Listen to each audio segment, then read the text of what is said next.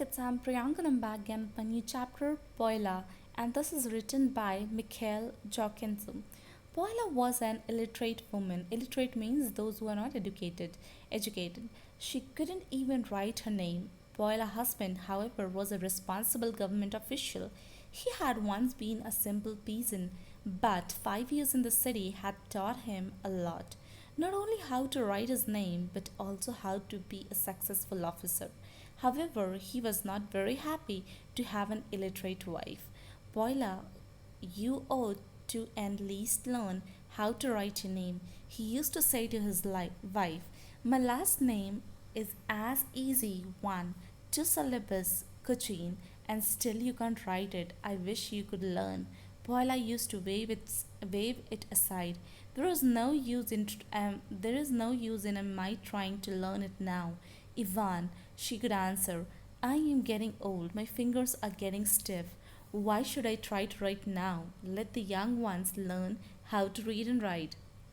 Boiler's husband was a terrible busy man and did not have a time to argue with his wife, so he kept his mouth shut. But one day, Ivan Kunching did bring home a special little book.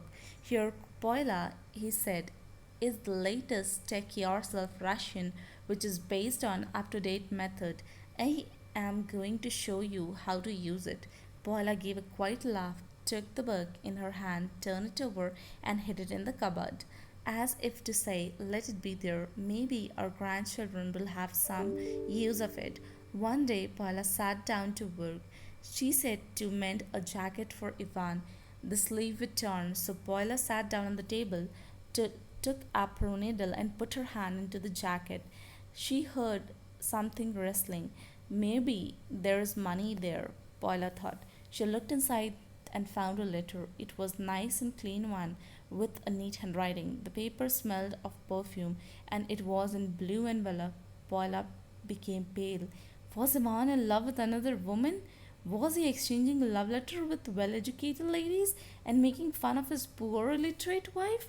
Paula looked at the envelope, took out the letter, and unfolded it. But since she was illiterate, how could she read it?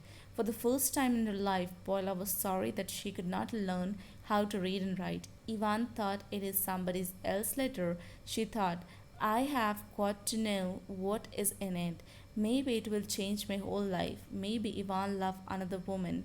Maybe I will have to go back to the country and work as a peasant.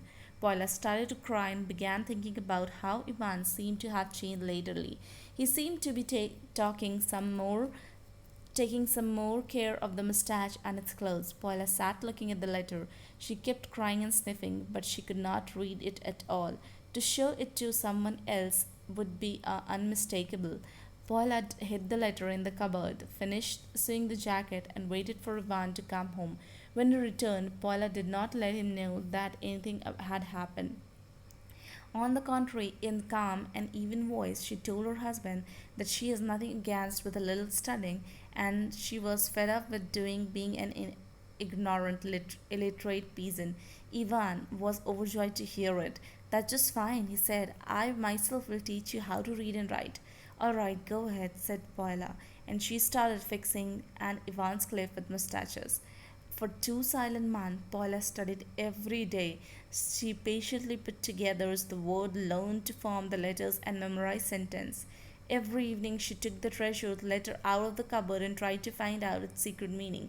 But it was no easy job. It was the 3rd month before Paula learned how to read. One morning, when Ivan had gone off to work, Paula took out the letter and from the cupboard and started reading it. It was hard for her to understand the small handwriting, but the slight scent of perfume from the paper pushed her on. The letter was addressed to Ivan. Dear friend, I am sending you a book. I promised I think that your wife should be able to learn how to read in 2 or 3 months. Promise me, old boy, that you will make her do it. Explain it to her, make her feel how disgusting it is to be an illiterate woman. Make sure you don't forget to teach her to read, write, Ivan. With greeting, Maria. Paula read this letter though twice, then pressing her lips, though sadly and feeling somehow secretly insulted, she burst into tears. Thank you.